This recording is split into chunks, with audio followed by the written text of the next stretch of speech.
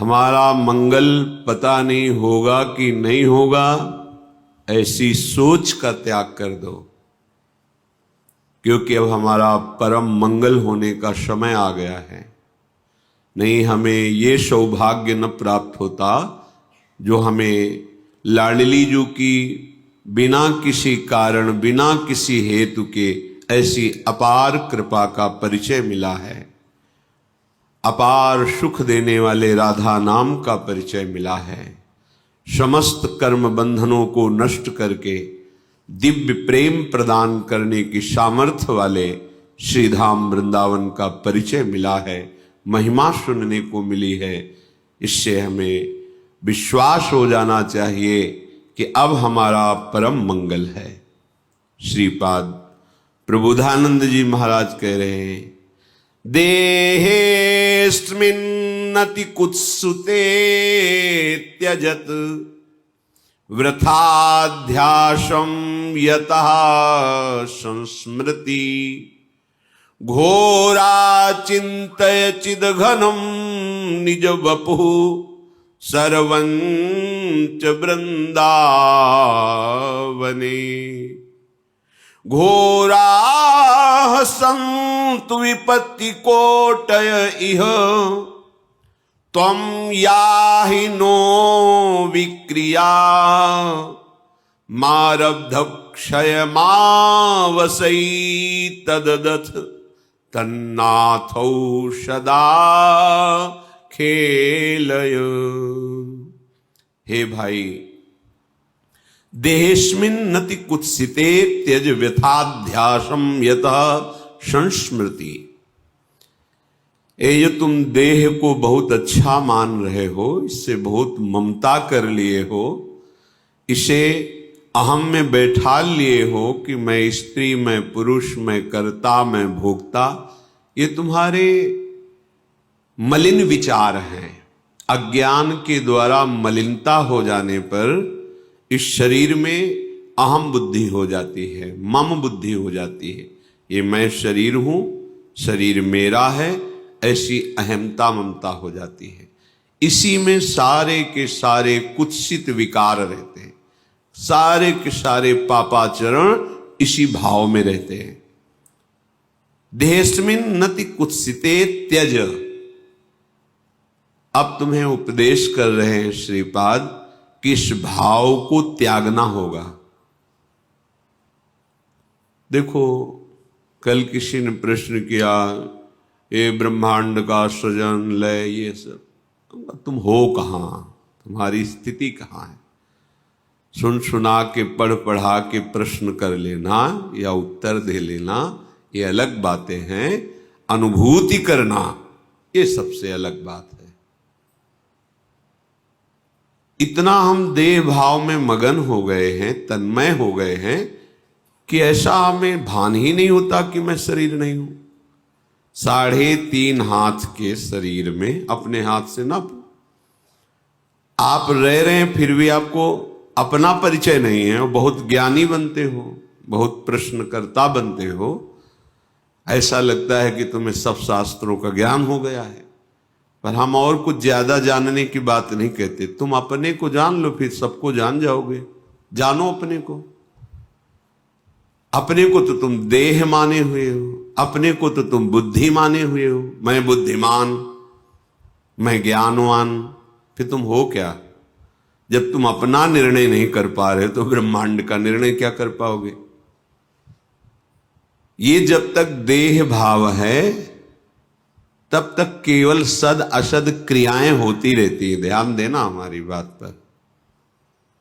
उसे ब्रह्मानुभूति या भगवदानंद की छाया भी अनुभव में नहीं आएगी। यह अध्यात्म है, ये बुद्धि की धरा से नहीं, ये बुद्धि के लय होने पर होती है। और जितना ऐसा बुद्धि की ही ये चालबाजी है, जब तक हमारी बुद्धि तत्व में लय नहीं हो जाती, ब्रह्म में नहीं हो जाती, भगवत में नहीं हो जाती, तब तक विशुद्ध ज्ञान, परम शांति, परम सुख, परमानंद, ये सब केवल बातों में रहता है, अनुभूति में नहीं आता। इसलिए आदेश करते हैं, यदि तुम्हें सत्संग मिला है तो कम से कम थोड़ा तो विचार करना शुरू करो कि ये शरीर मैं नहीं हूं, ये हमें शरीर सेवा के लिए मिला हुआ है। बिल्कुल परम सत्य बात है। ऐसी कमाई करो अच्छे कर्मों की और उनको प्रभु में समर्पित कर दो। ऐसा संकल्प करो जगत मंगल के लिए, भगवत सेवा के लिए, और उसको प्रभु को समर्पित कर दो। ऐसा स्वभाव बना लो कि सबका हित, सबका मंगल और भजन, जीवन मुक्त हो जाओगे। जो परमहंसों को परमानंद की अनुभूति होती है वो आपके हृदय में स्फुरित हो जाएगी। इतना आनंद कि फिर और कोई चाह नहीं रहेगी। जैसे कोई तुम्हें जबरदस्ती विष खवावे तो तुम्हें कैसा लगेगा, उसके प्रति तुम्हारी कैसी भावना बनेगी। ऐसे ही जिसे भगवदानंद की अनुभूति का अंदर भाव आने लगता है कि मुझे भगवत प्राप्ति करनी, भगवदानंद में डूबना है, तो उसे विषय भोग देने वाला अंदर से वैसे ही लगता है जैसे कोई तुम्हें विष खवावे तो कैसा लगेगा। आप खाएंगे नहीं और बहुत ही उससे दूरी बनाने की इच्छा हो जाएगी। ऐसे ही इस मार्ग के पथिक के हृदय में ऐसी भावना होती। त्याजी नहीं, वास्तविक हृदय से कहता हूं, जिसे तुम सुख समझ रहे हो, जिसे अपने लोग सुख समझ रहे हैं भोगों को, ये केवल फसाव है, माया का एक भुलावा है, उसमें सुख नहीं है। सुख देखना है तो एक बार इस जन्म में निश्चय करो। इसी भुलावे सुख में आपने अनंत जन्म व्यतीत किए, पर अभी तक आपके हाथ कुछ नहीं लगा। एक बार बात मान लो और ये जन्म प्रभु को दे दो। अगर इस लोक और परलोक की कोई भी कामना तुम्हारी बकाया रह जाए तो हमें बताना, डूब जाओगे, परमानंद में डूब जाओगे। तुम्हें सोचना नहीं पड़ेगा, सोच खत्म हो जाएगी। बिना सोचे सब होगा जो तुम करके सोच के भी नहीं कर पा रहे हो। प्रसन्नात्मा न सोचती न कांक्षति, कैसी अद्भुत स्थिति। पर इसके लिए आपको ये छोड़ना पड़ेगा। ये जो कुत्सित शरीर में अहमता ममता, गंदी बातें देखना, सुनना, भोगना, ये छोड़ना होगा। क्योंकि इसको जब तक नहीं छोड़ोगे तो शरीर भाव तुम्हारा और पुष्ट होता रहेगा। शरीर भाव पुष्ट होता रहेगा तो जन्म मृत्यु, नाना प्रकार के दुख सुख ये आकर्षित करते रहेंगे। जहां आपने अधर्माचरण छोड़ा और भगवत चिंतन कर रहे हैं, आपका हृदय निर्मल होने लगेगा। तो ये शरीर अपने आप अलग दिखाई देगा। उसमें मैं शरीर नहीं हूं ऐसा चिंतन नहीं करना पड़ता, अपने आप ये अलग दिखाई देता है। मन बुद्धि अपने आप अलग दिखाई देते हैं, स्वभाव अपने आप अलग दिखाई देता है। और जब इन तीनों का बाध हो जाता है, स्थूल सूक्ष्म कारण, तो जो बचा वो अपना स्वरूप होता है। जब स्वरूप में तन्मय हुआ तो कुछ बचा ही नहीं, सब ब्रह्ममय हो जाता है। लगो, अनंत जन्म लगा दिए जहां तुम्हारे हाथ कुछ नहीं लगा। एक बार प्रार्थना मान लो, सब कार्य करते हुए। हम ये नहीं कहते कि आप सब छोड़ करके किसी गुफा में चले जाओ, समय नहीं है। जहां हो वहीं रहते हुए इतना समझ लो कि ये देह तुम्हारी तत्रापि क्षणभंगु रहा है, दुर्लभ, पर कभी भी नष्ट हो सकती है। किसी भी उपाय से तुम इसे बचा नहीं सकते देह को, इसका नाश अवश्यंभावी है। तो इस देह के छूटते छूटते तुम ऐसी कमाई कर लो कि तुम्हें आगे दुख न देखना पड़े। जो अज्ञानी जन हैं, जिनको सत्संग प्राप्त नहीं है भगवत कृपा से, वो जब भागवतिक बातें सुनते हैं तो उनको विश्वास नहीं होता। क्यों? क्योंकि इतना असत आचरणों में वो लीन है कि ये बात भी उनको समझ में नहीं आती, बर्दाश्त नहीं होता कि इसको छोड़ करके भी कोई सुख है। और जबकि जिसे सुख कहते हैं वो इसके छोड़ने में ही है। त्यागात शांति अनंतरम, सब शांति चाहते पर भोग के।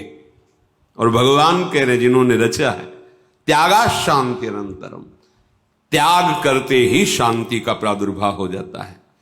वो शांति जो किसी भी स्थिति में विचलित ना कर सके, उसका ज्ञान प्राप्त होता है इस शांति से, और उस ज्ञान से वो अपनी इंद्रियों को, मन को अंतर्मुख कर लेता है। फिर जो उसे स्वरूप बोध होता है, फिर वो परम शांति मचिरेणाधिगच्छति। आप कोई भी द्वंद्व, महाप्रलय भी उसके हृदय में दुख पैदा नहीं कर सकती। ये है सुख जिसका कभी नाश नहीं होता। इसी की प्राप्ति केवल इस मनुष्य शरीर से है और किसी शरीर से नहीं। ये सब तो आप खुद देख लो, पशु पक्षी भोग रहे हैं, पशु पक्षी नींद ले रहे हैं, आहार कर रहे हैं, उनको भी भय है। देखो, उनको भी बाल बच्चा पैदा करने की प्रक्रिया मालूम है, उनकी भी संतानें होती, वो अपने भी संतान से प्यार करते हैं, वो भी मेहनत करके दाना पानी ला के अपने बच्चे का पोषण करते। आप में और उनमें अंतर क्या रह गया? पशुओं में, पक्षियों में और आप में अंतर क्या रह गया जिसके लिए शास्त्र जय घोष करते, दुर्लभो मानुषो देहो, बड़ा दुर्लभ मनुष्य देह। ये दुर्लभता है कि वो शरीर राग और भोग राग त्याग करके परमात्म चिंतन नहीं कर सकते। आप कर सकते हो, आप परमानंद की अनुभूति कर सकते हो। ये क्षुद्र ओस कणों से प्यास नहीं बुझेगी। एक बार हिम्मत करके इस दलदल से निकलने की चेष्टा करो। तुम्हारे अंदर है सामर्थ्य, तुम अपनी सामर्थ्य को सत्संग के द्वारा जगाओ और इस दुष्ट इंद्रिय और मन पर संयम करके इनको वापस करो, हृदय देश में लाओ। ये घर से बाहर भटकते रहेंगे, कुछ हाथ नहीं लगेगा। मना खष्टान इंद्रियाणी प्रकृति स्थानी कर सती, ये घसीटते चले जाएंगे जहां अंत नहीं, ऐसी माया में लौटा लो। श्रीपाद कह रहे, बहिर्गत दृगंतर धैर्य मालम्य नित्य स्मृति रधिवश वृंदारण्य मन्यान अपेक्षा। तुम किसी की अपेक्षा मत रखो कि तुम्हें कोई साथ देगा, सहयोग देगा या सुख देगा। याद कर लो शब्द, ये ब्रह्म शब्द हैं। तुम ऐसी सोच मत रखो कि तुम्हें कोई साथ देगा, तुम्हें कोई सहयोग करेगा परमानंद प्राप्ति का, तुम्हें कोई सुखी कर सकता। ये भ्रम हटा दो। ये जो तुम्हारा आंतरिक मन बुद्धि कि हम तो गंदे आचरण करें, अधर्म से धन कमाएं, मनमानी भोग भोगे, और विश्व में कहीं कोई ऐसा जादूगर, तांत्रिक, मंत्रवेत्ता कोई ऐसा मिले जो छूछा कर दे, मंत्र जंत्र बांध दे, हमें कोई विघ्न न सतावे, हम भोग लें, तो ऐसा ब्रह्मा ने पैदा ही नहीं किया। अभी आगे करेगा तो पता चल जाएगा। अभी तक ऐसा नहीं हुआ।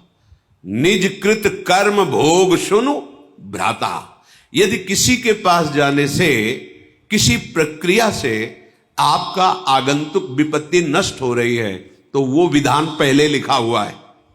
आपका सुकृत आ गया और सुख चलने लगा, आपको लगा कि किसी जंत्र या मंत्र या तंत्र से ये काम बन गया, बिल्कुल भ्रम में मत रहना। आपका कर्म ही आपको सुख और दुख प्रदान करता है। कौन काहू के सुख दुख कर दाता, निजकृत कर्म भोग सुन भ्राता। अब इस अध्यात्म की बात को कोई समझना चाहता है? नहीं। कोई ऐसा हवन कर दो, कोई ऐसा मंत्र, कोई ऐसा जंत्र, कोई ऐसा तंत्र, तुम तपस्या करके कोई ऐसा जंत्र बांध दो, कोई ऐसा मंत्र प्रयोग कर दो जिससे मैं सुखी हो जाऊं। फिर कह रहा हूं, ऐसा ब्रह्मा सृष्टि में रचा ही नहीं है।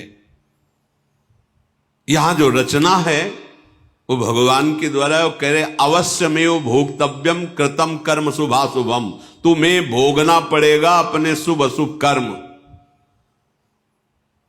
सामने खड़े हैं जो कर तुम अकर तुम अन्यथा कर तुम सर्व समर्था ईश्वर, वो सामने खड़े हैं और अर्जुन से कह रहे हैं, अपनी स्थिति ऐसी बनाओ कि कोई दुख तुम्हें व्याकुल न कर पावे, कोई सुख तुम्हें आए हर्षित न कर पावे। सुख दुख में तुम्हारी समान स्थिति हो, कोई विकार तुम्हारे हृदय को व्यथित करे और उसे तुम सह जाओ, तो तुम परम पद के अधिकारी हो जाओ। सामने परम पद विराजमान है, इनको सहो। जंत्र नहीं बांधा, कोई वहां धागा नहीं बांधा। क्या कह रहे हैं? तास्तित क्षस्व भारत सहो यागमा पाइनो अनित्यास। ये नाशवान है, इनको सह जाओ। यम ही न व्यथ्यन्ते ते पुरुषम पुरुषर्षभ सम दुखा सुखाधीरम स्वमृतत्वाय कल्पते। अमृत पद का वही अधिकारी है जो सुख दुख को समान भाव से सहकर निरंतर भगवत चिंतन परायण। ये जन्म है मनुष्य का, इसीलिए मिला है। अरे बातुल भूत विवश मतवारे, भोगों में मतवारे, रजोगुणी तमोगुणी वृत्ति धारण करने वाले अध्यात्म को स्वीकार करेंगे क्या? अगर स्वीकार कर ले तो अभी मंगल हो जाए। उनकी समझ में आएगी ये बात, सब ऐसे ही है, क्योंकि उनको सत्य संसार लग रहा है, उनको मैं शरीर लग रहा है, भोग उनको सुखद लग रहे हैं। अब उस सुख को प्राप्त करने के लिए धर्म अधर्म कुछ नहीं देखना, बस भोगना है। ऐसे लोग कहीं अध्यात्म की बातों को समझते हैं, अध्यात्म उनके हृदय में कहीं प्रकाशित होता है सामर्थ्य, पर वो स्वीकार नहीं कर सकते। इसलिए बहिर्गत दृगंतर धैर्य मालंब, ये बाहरी दृष्टि छोड़ो, धैर्य पूर्वक चलो। इस मार्ग में या इस जन्म में जो हमें भगवदानंद की प्राप्ति करनी, बहुत हिम्मत वाला बनना है, बहुत सहनशील बनना है, बहुत धैर्यवान बनना है। ये मन इंद्रियां आपको विचलित करेंगे, जलाएंगे, आप चुपचाप शांत। एक अंतर की बात कह रहे हैं, कामादि दोषों को शमन करने की अनुभूत बात। आप किसी से कहो मत कि मुझे कोई विकार आ रहा है, मेरी बात मान लेना। ये हम अपने हृदय की बात कहते हैं, किसी से भी मत कहो कि मेरे अंदर विकार आ रहा है। उससे क्या होगा? जब आप किसी से कहते हो, स्वीकार कर लेते हैं कि मेरे अंदर काम बहुत पीड़ा पहुंचा रहा है, तो उसकी सत्ता दृढ़ हो जाती है। ये तुम्हारी समझ में नहीं आएगी बात। ये असत हैं, इनका अस्तित्व तो नहीं है। नासतो विद्यते भाव, इनका कहीं भी भाव नहीं है ही नहीं। ये तुम्हारी स्वीकृति से, तुम्हारे चिंतन से है। अगर आपने कह दिया तो इनकी सत्ता दृढ़ हो जाती है, फिर ये और परेशान करते हैं। ना होने पर भी ये ठूठ का भूत है, शांत। हृदय जल रहा है, हृदय में प्रेरणा हो रही, गंदी दृष्टि करो, गंदी बात देखो, गंदी क्रियाओं में सुख, शांत।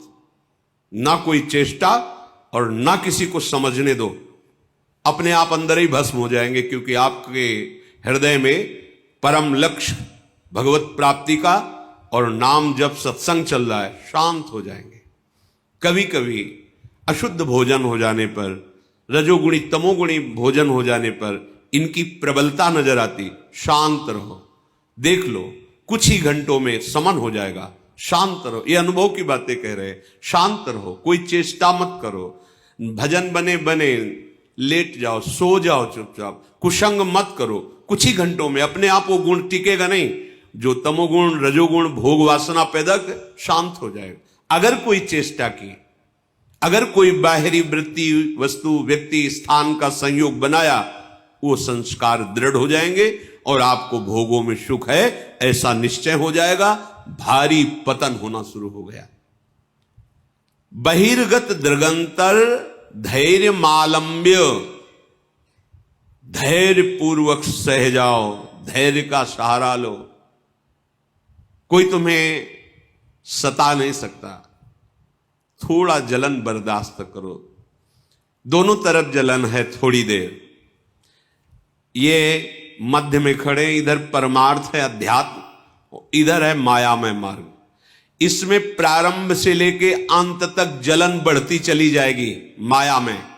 माया में भोग वासना, और ये परमार्थ मार्ग, इसमें थोड़ी दूर तक बहुत जलन है। क्यों? क्योंकि पूर्वाभ्यास भोगों के भोगने में सुख है, ऐसा हमने क्रियाएं की है, ऐसा हमने चिंतन किया है, ऐसी हमने सोच बैठा रखी।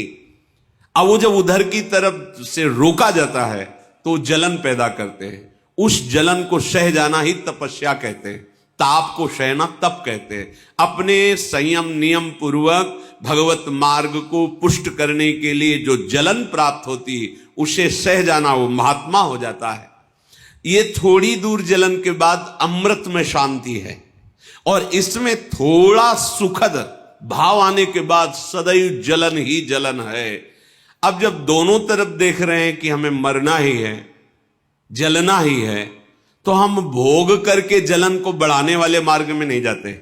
भोग त्याग करके थोड़ी जलन सह के परम शांति के मार्ग में जाते। ये विवेकवान का निर्णय है। यदि आप ऐसे ही मन को छूट देते रहे, इंद्रियों को छूट में दे से तो सहा नहीं जा रहा। भगवान दोनों की रचना की है, भक्ति मार्ग, अध्यात्म मार्ग और माया मार्ग। जाओ फिर विचरो, भोगो। फिर कभी किसी युग कल्प में उनकी करुणा होगी, ऐसा संयोग बने ना बने कोई पक्का नहीं। बार बार तो बनत नहीं, यह संयोग अनूप। ये जो आज हमें संयोग मिला है, ये बाजी जीत जाने के लिए मिला है। वृंदावन धाम, रसिकों का संग, प्रिया प्रीतम की उपासना, राधा नाम। अरे एक रजकण अत्यंत दुर्लभ वस्तु, जहां हम बैठे हैं, अपने लोग माइक वस्तुओं पर महत्व रखने वाले इस महामहिम वृंदावन की रजरानी का क्या महत्व जाने। सहना कैसे सहोगे, अब उपाय बता रहे हैं। बहिर्गत दृगंतर धैर्य मालंब्य। अय उपासक, परमार्थ के पथिक, तुम्हें किसी बाहरी से सहयोग नहीं लेना। ये अंदर से ही परमार्थ में सहयोग मिलता है, बाहर से कोई सहयोग ही नहीं। बाहर केवल विक्षेप है, सहयोग नहीं। पक्का ये हमारे दोस्त हैं, परमार्थ में सहयोग करेंगे, इतना चिंतन होना ही विक्षेप हो गया। अपने आराध्य देव से अन्य आश्रय नहीं, केवल हमारे साधन श्यामा श्याम, हमारे साध्य श्यामा श्याम। समझो, अध्यात्म को समझो। सब में भगवत बुद्धि, सबकी सेवा, सबकी अर्चना वंदना, कोई परेशानी नहीं। सहयोगी श्यामा श्याम, दूसरा नहीं। ये अंदर बैठा लो, बहुत निश्चिंत हो जाओगे। अब हमारे अंदर धैर्य आएगा, क्योंकि हमने बहुत बड़े का आश्रय लिया है। ये अंदर का विषय होता है। बहुत बहुत मंगलमयी बात। एक बार बकरियां चराने वाला बकरियों को जंगल में ले गया, तो एक हरी हरी पत्तियां चबाने में भूल गई अपने परिकर को, और उसका परिकर आगे बढ़ गया और संध्या हो गई। वो अन्य बकरियों को अपने घर ले गया। एक बकरी जो जंगल में रह गई, अब वो घबरा गई। जब उससे चेतना बाहर आई कि अरे मैं तो सबसे बिछुड़ गई, तो पास में नदी थी, सोचा चलो यहां जल पी लेते हैं, फिर जो होगा जैसा होगा। जल पीने गई तो उसने देखा एक बहुत मजबूत पंजा ऐसे दिखाई दे रहा है। तो सोचा किसी बलवान का पंजा है। जल पी ही रही थी कि भेड़िया आ गया। भेड़िए ने आवाज दी, बकरी ने अपनी हिम्मत दिखाई और उस पंजे के पास खड़ी हो गई और कहा, देखते हो ये पंजे का हमने सहारा लिया है। उसने देखा पंजा तो बबर शेर का। भागा कि आसपास कहीं होगा वो, और वो इससे मित्रता की, भागा। अब तो उसको और प्रमाण मिल गया, जो भी आए उसको बस वो पंजा दिखा दे दो। बकरी के शरीर की गंध से जो मांसाहारी पशु वो आए। आखिरी में जो सिंह स्वयं जल पीने आया, रेस हमारी तरफ देखना मत, ये पंजा देख रहे हो, मैं संध्या से अभी तक इसी के सहारे बैठी हूं, किसी ने मेरी तरफ आंख भी नहीं उठाई। तो उनका तुम चिंता भी मत करो, अब कोई आंख भी नहीं उठाएगा, क्योंकि पंजा मेरा है। जब तुमने मेरा आश्रय ले लिया तो इस जंगल में कोई, तुम समझ रहे हो इसका उदाहरण। अगर आप प्रणत कामदम प्रभु के चरणों का आश्रय लिए हैं, तो कोई भी आपका बाल बांका नहीं कर सकता। सबसे महाबली प्रभु श्री हरि के चरणारविंद हैं। विश्वास का मार्ग है ये। अगर विश्वास नहीं तो भटकना पड़ेगा। हित ध्रुव जो विश्वास है तब ही सुधरे बात, नातर माया पंथ में फिरे जो टक्कर खात। हर क्षण वो रक्षा करते, हर क्षण, हर पल। स्वप्न में भी दुख नहीं होने देते। एक दिन देखा स्वप्न में, चारों तरफ से समुद्र उफान कर रहा है, भारी वर्षा हो रही, नगर डूबते चले जा रहे हैं, उनमें हम भी सब डूबते चले जा। अभी घबराहट पैदा हुई, स्वप्न है, घबराहट एकदम पैदा हुई।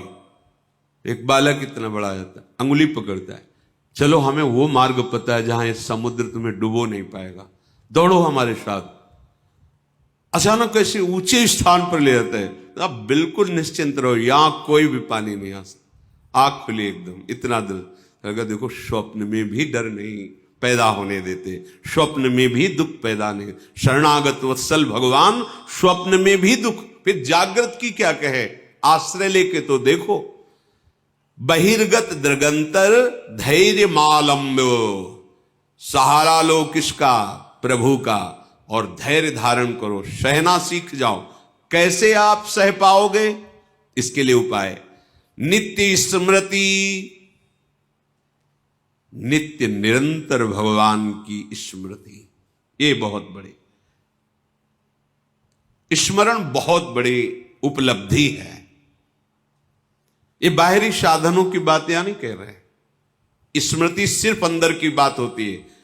माला जपना जप कहलाता है, बाहरी कष्ट सहना तप कहलाता है। साफ पवित्र क्रियाएं हैं, भागवतिक क्रियाएं हैं, शुभ क्रियाएं हैं, अशुभ क्रियाएं हैं, बहुत सब।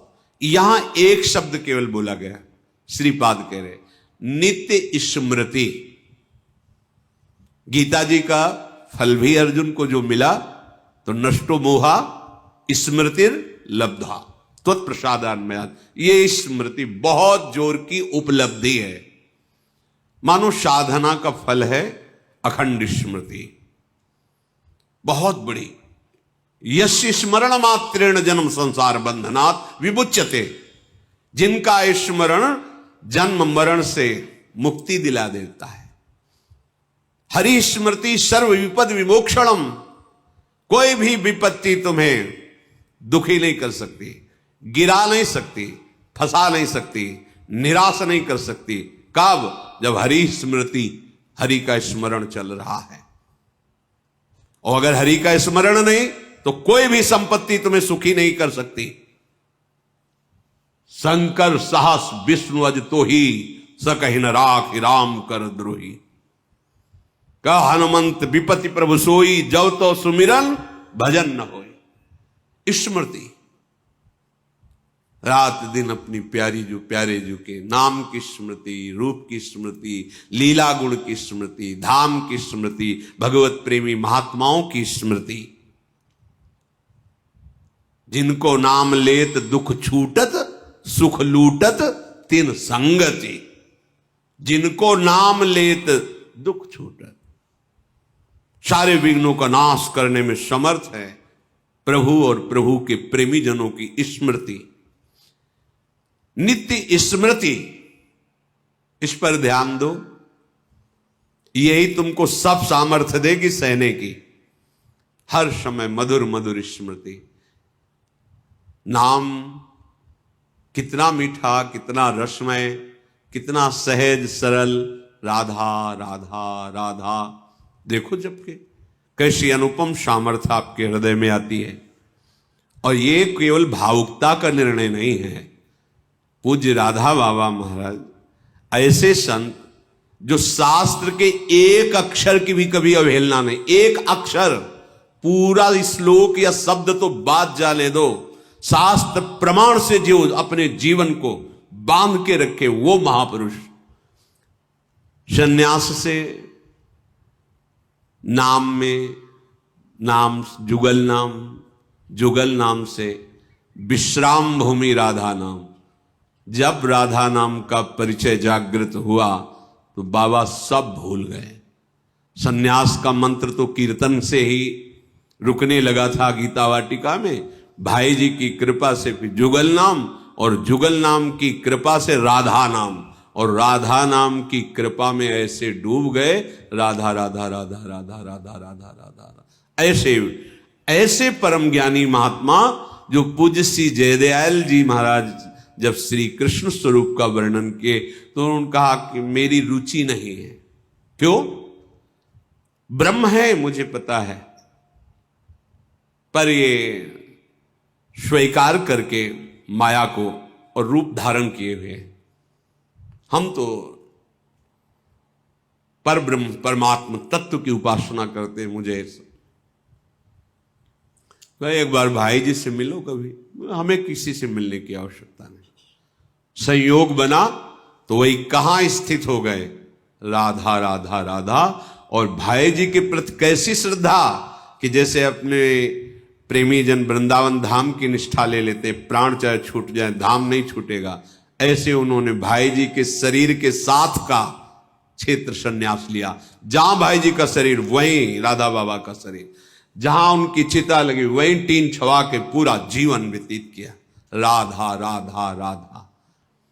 क्या चला जाएगा? जो तुम्हें चाहिए वो सब कुछ आ जाएगा। आप विश्वास करके तो चलो। वृंदारण्य मन्यान अपेक्षा, किसी की अपेक्षा मत रखो। वृंदावन का आश्रय ले लो, ये राधा नाम में प्रीति करवा देगा। इसके सिवा और प्रीति हो भी नहीं सकती। अगर कोई राधा बोलता है, राधा सुनता है, राधा जपने की भावना रखता है, तो वृंदावन धाम उस पर बरस गया है। रेश वृंदावनस्य यत्तन्नाम स्फुरति महिमा रेश वृंदावनस्य। ये जो राधा नाम स्फुरित हो रहा है, ये वृंदावन की कृपा से हो रहा है।